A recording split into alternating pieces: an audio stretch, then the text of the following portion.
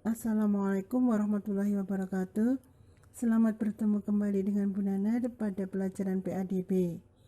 Untuk kali ini akan kita bahas tentang amanah.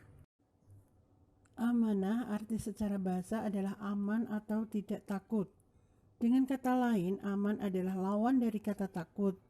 Dari sinilah diambil kata amanah yang merupakan lawan dari kata khianat. Dinamakan aman karena orang akan merasa aman menitipkan sesuatu kepada orang yang amanah.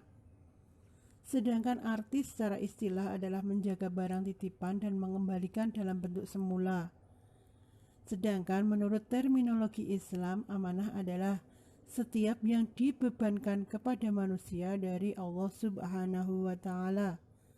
Terkait dengan amanah, Allah berfirman dalam Quran Surat An-Nisa ayat 58 yang artinya, sesungguhnya Allah menyuruh kamu menyampaikan amanat kepada yang berhak menerimanya dan menyuruh kamu apabila menetapkan hukum di antara manusia supaya kamu menetapkan dengan adil.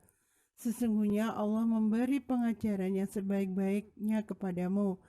Sesungguhnya Allah adalah Maha mendengar lagi Maha melihat. Pengertian amanah pada Quran Surat An-Nisa ayat 58 adalah sesuatu yang dipercayakan kepada seseorang untuk dilaksanakan dengan sebaik-baiknya.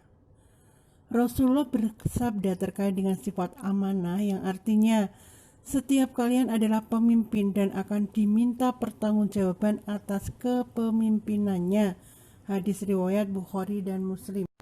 Ruang lingkup amanah yang pertama, amanah fitrah.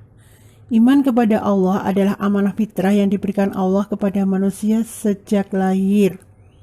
Allah Subhanahu wa Ta'ala berfirman dalam surat Al-A'raf ayat 172 yang artinya, dan ingatlah ketika Tuhanmu mengeluarkan keturunan anak-anak Adam dari sulbi mereka, dan Allah mengambil kesaksian terhadap jiwa mereka seraya berfirman, bukankah aku ini Tuhanmu?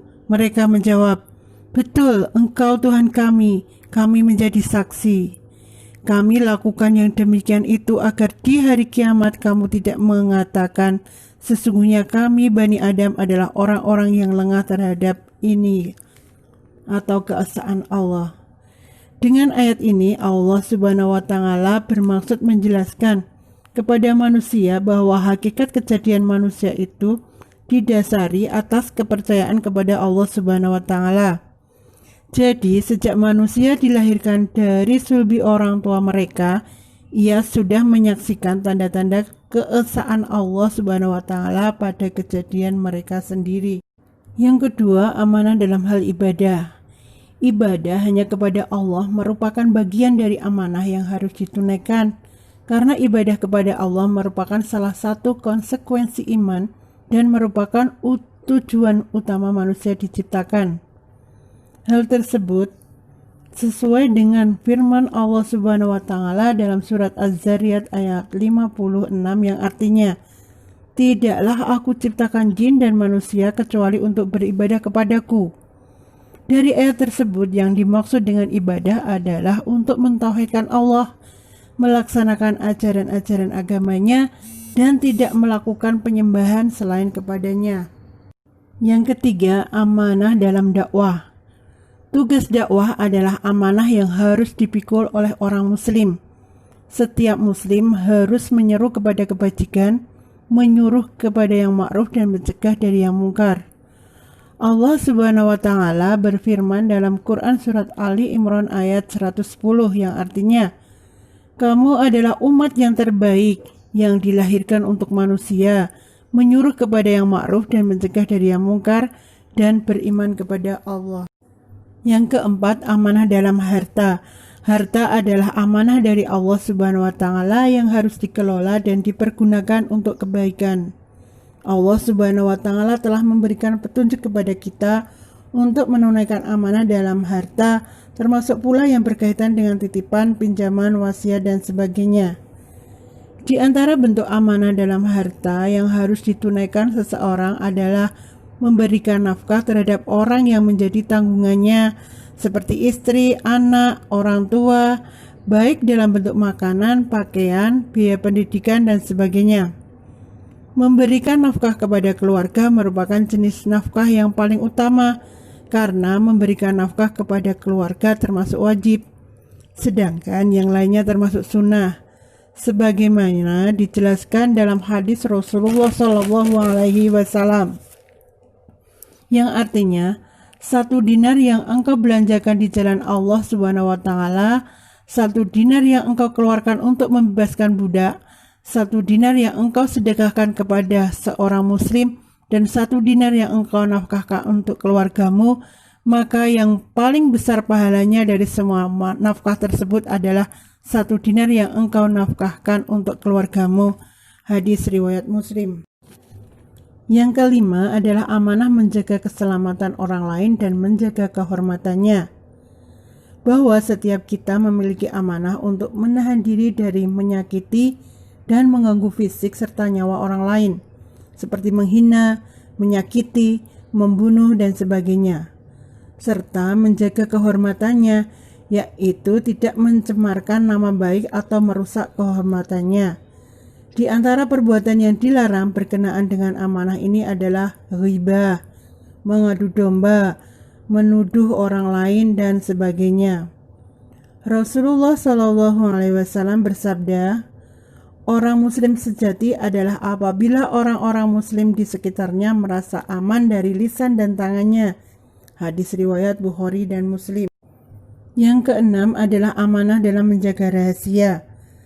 Apabila seseorang menyampaikan sesuatu yang penting dan rahasia kepada kita, itulah amanah yang harus dijaga. Rasulullah SAW bersabda, apabila seseorang membicarakan sesuatu kepada orang lain sambil menoleh ke kiri dan ke kanan, karena yang dibicarakan itu rahasia, maka itulah amanah yang harus dijaga. Hadis riwayat Abu Dawud. Yang ketujuh adalah amanah diri sendiri. Diri kita sendiri adalah amanah yang harus dijaga, yaitu dengan tidak melakukan sesuatu kecuali yang paling baik dan paling bermanfaat bagi diri sendiri. Rasulullah SAW bersabda, dari kesempurnaan Islam seseorang adalah meninggalkan apa yang tidak bermanfaat baginya. Hadis riwayat Tirmidzi, Malik, dan Ahmad. Semua nikmat yang Allah berikan kepada kita harus dijaga dan dimanfaatkan dengan baik, seperti umur kita, kesehatan, dan seluruh organ yang ada pada tubuh adalah amanah yang harus dipertanggungjawabkan di hadapan Allah Subhanahu wa Ta'ala. Sebagaimana yang dijelaskan di dalam Al-Quran surat Al-Isra ayat 36. Sesungguhnya pendengaran, penglihatan, dan hati nurani, semua itu akan dimintai pertanggungjawabannya. Selanjutnya akan kita bahas tentang keutamaan amanah. Yang pertama, amanah merupakan jalan menuju kesuksesan.